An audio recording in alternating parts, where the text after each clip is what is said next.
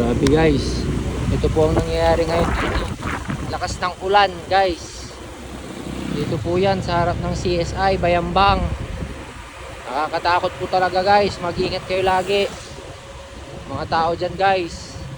Ayun o, may mga responde po tayong bumbero, may mga tao rin po tayo dyan sa bayan, may mga solar panel rin pala tayo guys. Yun guys o, ingat ingat mga guys. Lumabas ako para mabalita ko lang sa inyo. Binubuwis ko po ang aking buhay para maibalita ko lang ang kalagayan ng Bayambang. Ayan, malakas po ng hangin guys. Pero municipal ng Bayambang, nakakatakot po. Dito po ang aking city, Rojas City.